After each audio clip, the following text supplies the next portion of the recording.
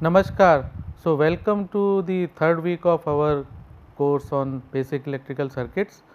So, today we will start the discussion on network theorems, and in this particular lecture we will discuss about the linearity properties and the source transformation. So, let us start the topic on linearity property. So, what is linearity? Linearity is the property of an element describing a linear relationship between cause and effect. So, cause can be an input, like if you provide voltage or current input which causes the element to either absorb or dissipate the energy. So, voltage or current source is causing some phenomena inside the circuit, and as a result, that is effect, you will get some output voltage or current a particular element. So, the cause and effect will be having the relationship which is linear in this case.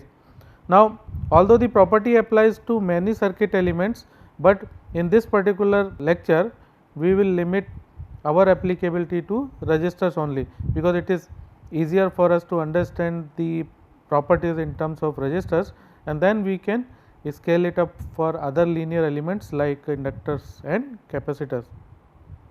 Now, the linearity property is a combination of both homogeneity and additivity. Now, what is homogeneity? Homogeneity means the property which requires that if the input, or you can say that excitation of the network is multiplied by a constant, then the output is also multiplied by the same constant. That means that your excitation and the response will have homogeneity, means if you scale up a particular voltage input by say constant k, so output effect, that may be the voltage across a particular element or current flowing through that particular element, will also be multiplied by the same constant k. So, now let us see how we will define it. Let us take the example for one resistor. It is following Ohm's law. So, as per Ohm's law, what you can write for voltage? Voltage would be current I and multiplied by resistance R. Now, if it is following the homogeneity property, it means that if current is increased by constant k, then voltage will also be increased by constant k. So, in that way what you can write? You can write k into IR is nothing but k into V. Now, after homogeneity, if you are asked to find what is the additivity property, so additivity property will say that the response to a sum of inputs is the sum of responses to each input applied separately. Now, suppose if in the circuit you have two voltage sources, that maybe you can say V1 and V2, which are applied across a resistor R. So, if you apply Ohm's law, this will become V1 is nothing but, and V2 will be V2 into R. So, V1 and V2 we both are applying separately to a resistor R. Let us take one DC source, and we have resistor R, we have another DC source, and suppose it is connected through some switch. So, you have switch connected either for voltage, that is V1, or to voltage V2. So, now when it is connected to V1, then you will have some current I1 flowing through it, and the V1 will be across it, and you will get I1 into R. After getting this value, if you switch over from point 1 to point 2, it means that now it is connected to voltage V2.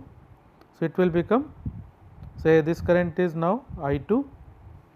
So, V2 would be I2 into R. Now, when you apply both V1 and V2 at the same time, suppose if you are current should be sum of individual currents provided by individual voltages, and it will follow this equation like V1 plus V2 would be equal to I1R plus I2R. So, this is basically called as a additivity property, means you can add the responses of the individual voltage or current sources and get the final response, that may be in the form of current or voltage. Now, why we say the resistor is a linear element? Why? Because the voltage and current relationship of the resistor satisfy both the homogeneity and additivity properties.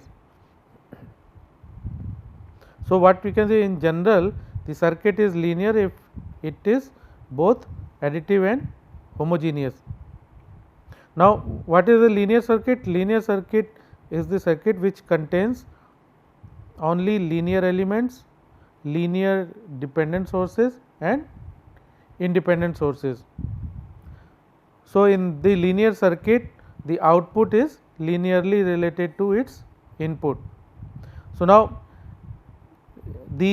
although the circuit may be linear, but its input output relationship may become non-linear. So, can we apply the homogeneity and additivity in that case? So, if suppose your input is voltage and output is power across a resistor, so what relationship they will follow? They will follow relationship like P is nothing but either I square R or V square R. So, now if you see this particular equation, the relationship between voltage and power is not linear. So, in that case you cannot apply the homogeneity and additivity property for getting the power across the resistor, because these are not linearly related. So, that is why whatever the theorems we will cover in this particular module will not be applicable to power, because the relationship between input and output is not linear. Now, let us take one example to better understand the linearity property. Let us consider one linear circuit shown in the figure below.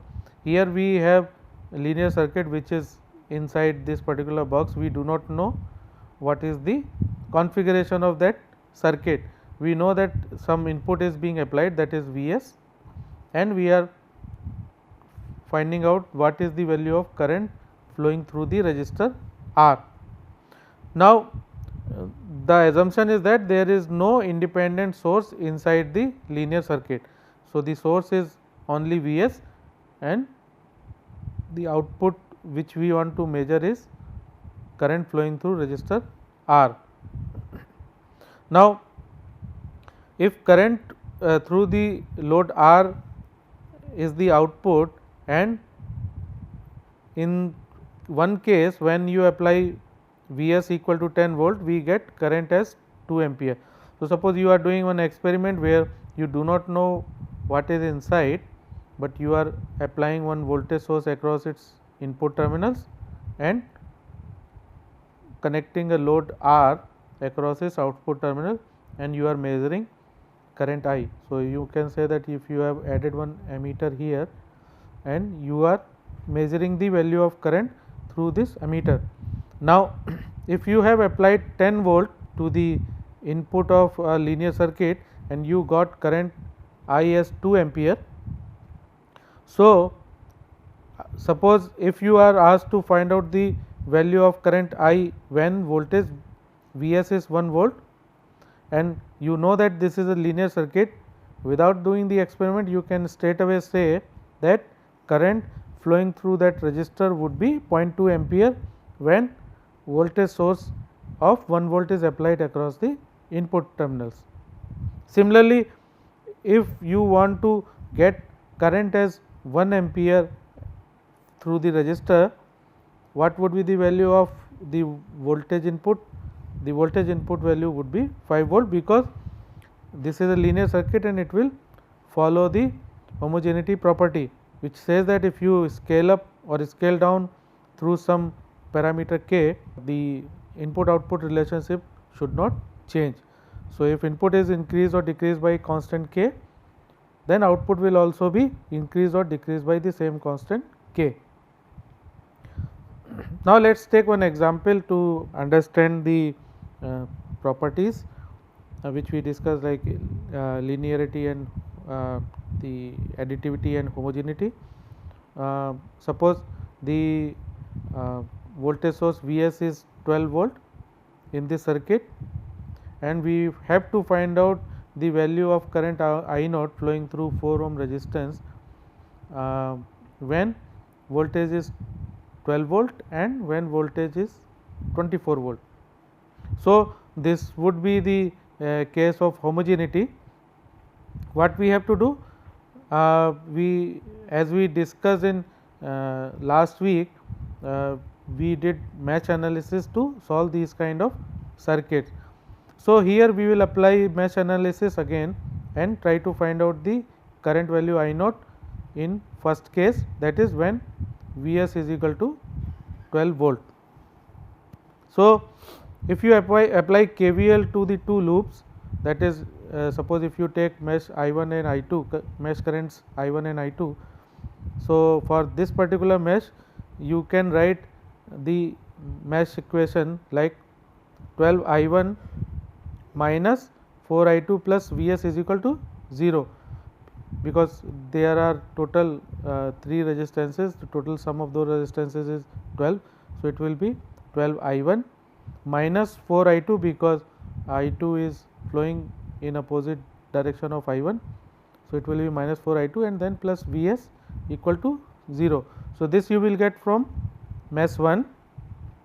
From second mesh, similarly you can get the value like minus 4 I1, because I1 and I2 are in opposite direction, plus 16 I2, total resistance in this particular mesh is 16 ohm.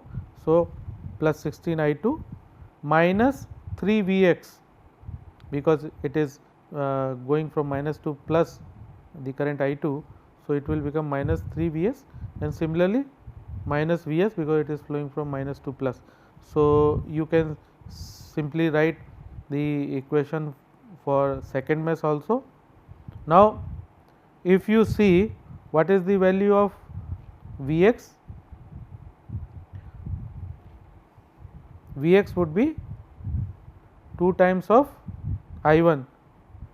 So, the equation can be written as what? You can simplify that minus 10 I1 plus 16 I2 minus Vs is equal to 0. This is in this case, right, and you can use the both of the equations and solve it. You will get I2 is equal to Vs by 76, and the case 1, when you take Vs is equal to 12 volt, you will get I naught, that is nothing but I2 in this case, because I naught is nothing but I2. In that case, the value of I2 would be 12 by 76 ampere in case of I naught. Now, you need not to calculate again the complete circuit equation for Vs is equal to 24, because you know that this particular circuit is a linear circuit. So, what you will do? You will simply use the homogeneity property, and you can say that the I naught in that case when Vs is 24 volt would be 24 by 76 ampere. So, it means that when source value is doubled, I naught value will also be doubled because of homogeneity property. Now, let us talk about one important theorem called superposition theorem. Now, if a circuit has 2 or more independent sources, the one way to determine the value of a specific variables, that is maybe voltage or current, is to use nodal or mesh analysis, which we discussed in the previous week.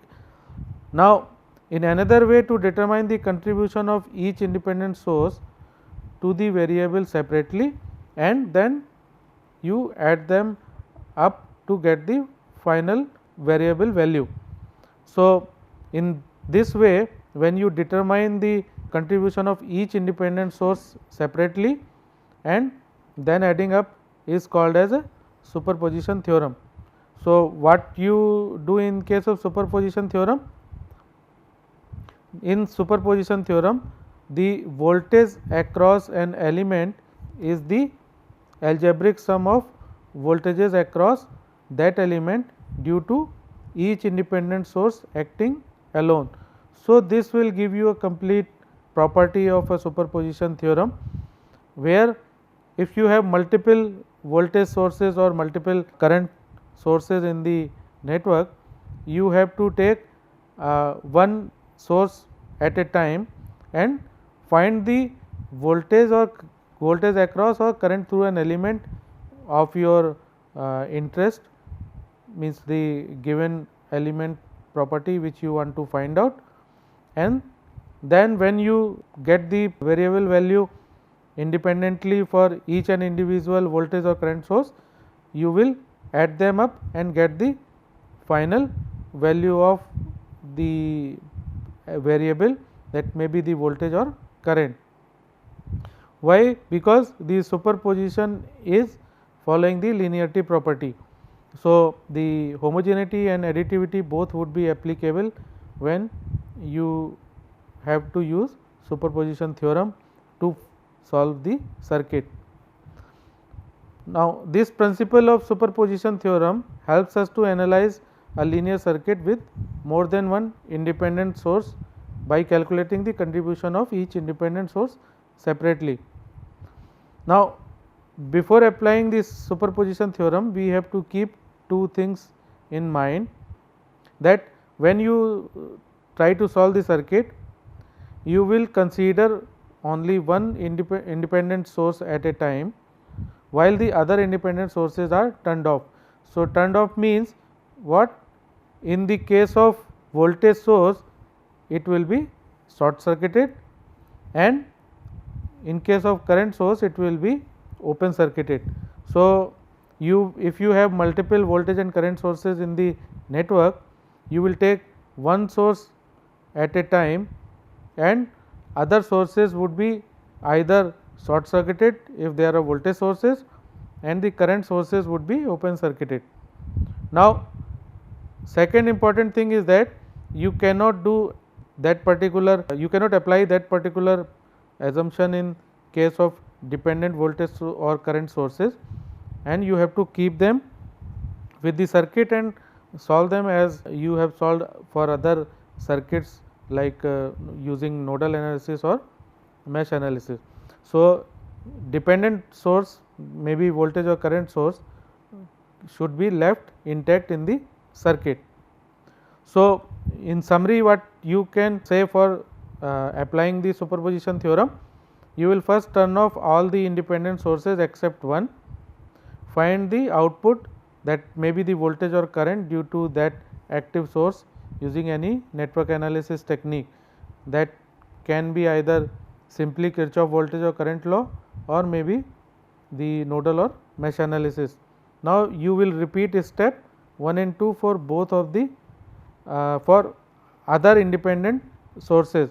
So, these two steps would be repeated for other independent sources taken one at a time. Then find the total contribution by adding them algebraically, so that you get the contribution of all the independent sources. So, these four steps are utilized to apply the superposition theorem and finding out the circuit variables.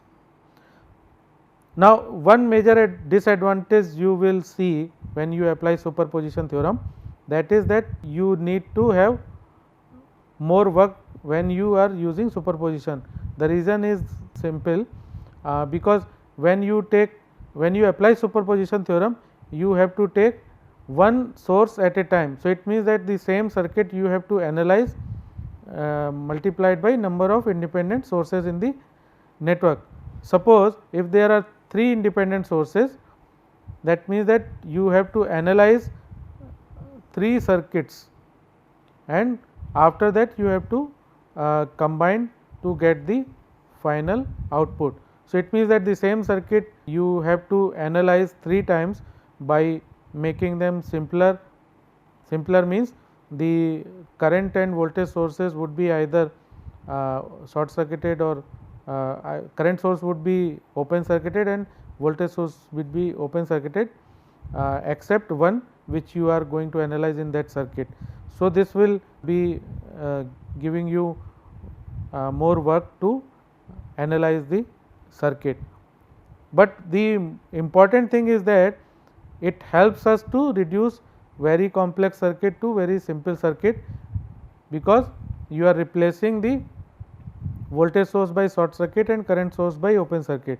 So, using superposition theorem, although you are analyzing multiple circuits by taking one voltage source or one current source on at a time, but eventually you may get the solution very early, because the circuits are now simpler as compared to having the multiple sources connected and you are analyzing that circuit.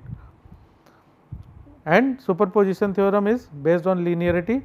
So, it is easier to analyze and then add the responses individually to get the final outcome. Now, that we have discussed earlier that the relationship between voltage and power and current and power is non-linear. So, you cannot apply superposition theorem to find out the value of power. Why? Because power absorbed by resistor depend on square of the voltage and current, which is non-linear relationship between voltage and current. Now, if you need to find out the value of power, what you can do? You can either find the value of current or voltage with the help of superposition theorem, and then finally calculate the value of power after getting the value of current and voltage. So, what you can do? You can use simple relationship V is equal to IR, and using superposition theorem you can find out the value of voltage across a resistor using superposition theorems. When you get final voltage, you can simply calculate the value of power with the help of this equation, that is P is equal to V square by R. So, you need not to go for finding out the value of power P directly using superposition theorem, but you can use the linear relationship of V and I and use superposition theorem to solve the circuit. Now, let us take one example so that you can understand the superposition theorem more clearly. Now, if there are two sources, voltage sources, if you see in this particular circuit you have two sources, one is voltage source, another is current source. Now, you need to find out the voltage across 4 ohm resistor. So, you can say that you are dividing the circuit in two parts, you are taking one source at a time. So, first you will take voltage source and second you will take as current source and analyze the circuit. So, suppose when you take voltage source first and analyze the circuit, you have got voltage across 4 ohm resistor as V1, and when you apply circuit apply current source in the circuit, you get voltage across resistor as V2. Since it is a linear circuit, the final voltage across resistor would be V1 plus V2. So, let us take one source at a time. Suppose if you take voltage source first, then what you will do? You will make current source as a open circuit. So, the updated circuit which you will see here would be like this, where you will have 6 volt, and then you need to find out the value of voltage across 4 ohm resistor. So, this will be a simpler circuit. So, you have to just apply Kirchhoff voltage law and find out the value of voltage V1, which comes out to be 2 volt in this case.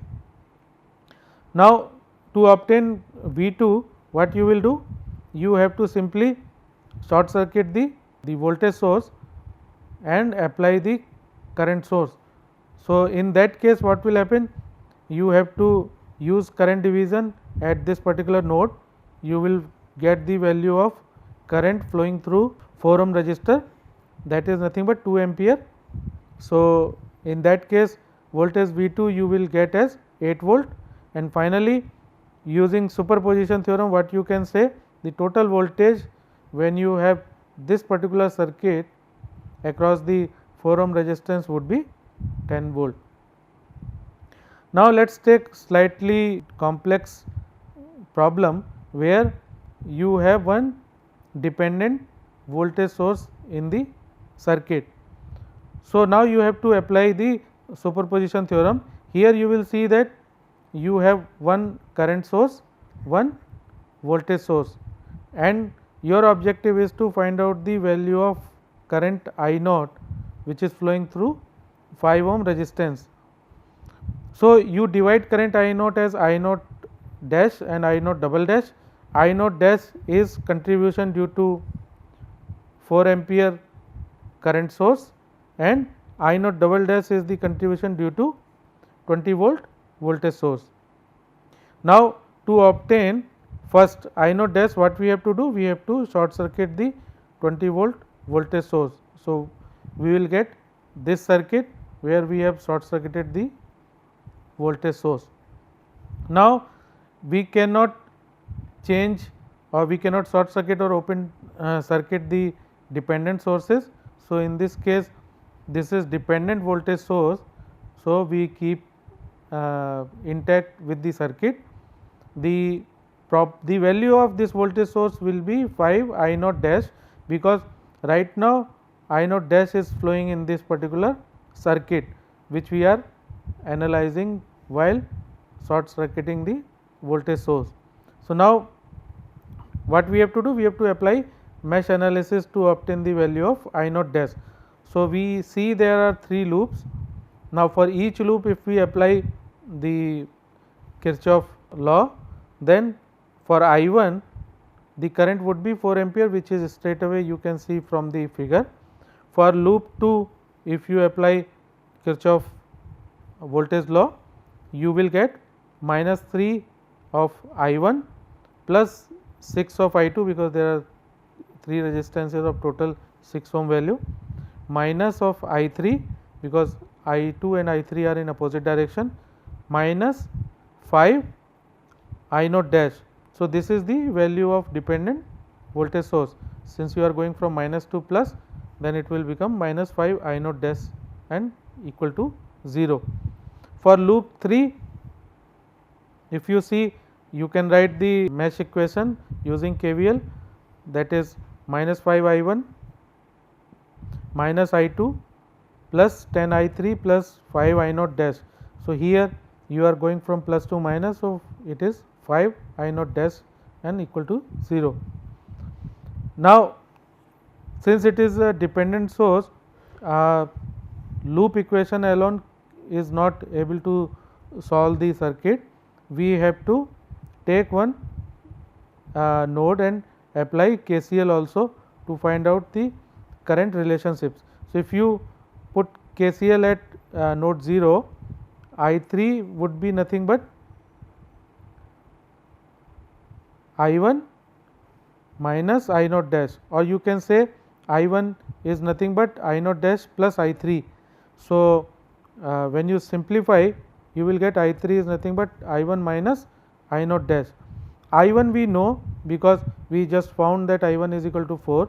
So, this I3 will become 4 minus I naught dash. Now, this value you will put in this equation as well as in this equation, and so you will get 2 equations which are in terms of I2 and I naught dash. So, if you simplify, you will get value of I naught dash as 52/17 ampere. Now, to obtain I naught dash, that is the contribution of voltage source, what you will do? In this case your current through 5 ohm resistance is I naught dash. So, your dependent voltage source value will become now 5 I naught dash. Now, if you write again the mesh equation for both of the meshes which are there in the circuit, while your current source is open circuit, for loop 4 you will write the equation as 6 I4 minus I5 minus 5 I naught double dash equal to 0. Similarly, for loop 5 you will write the mesh equation as minus of I4 plus 10 of I5 minus 20 plus 5 I naught double dash. So, why minus of I4? Because current flowing through 1 ohm is for I5 it is in this direction and I4 it is in opposite direction. So, minus I4 would be because of this 1 ohm resistance, 10 I5 because there are 3 resistances of total value of 10 ohm, minus 20 for this voltage source and plus 5 for plus 5 I naught double dash for this dependent voltage source. Now, I naught double dash is nothing but minus of I5, which you can see from here because I5 is flowing in opposite of I naught double dash. So, instead of I5 we can write minus I naught double dash in these equations. So, when we put the value of I5 you will get these two equations, and when you will solve you will get I naught double dash as minus 60 by 70 ampere. So, finally, when you will take this particular circuit, that means the final circuit, you will come to know that the I naught is nothing but I naught dash plus I naught double dash. You have found the value of I naught dash and I naught double dash, you just add the value, you will get final value of I naught, that is minus of 0.4076 ampere. So, this way you can use the superposition theorem to calculate the circuit variable. So, in this case the circuit variable was current flowing through 5 ohm resistance. So, using superposition theorem, first you removed the voltage source and then you remove the current source, and finally the current flowing through 5 ohm resistance because of both of the sources independently were summed up, because it will follow linearity property. So, with this we close our 2 days session. Next session we will talk about few other theorems. Thank you.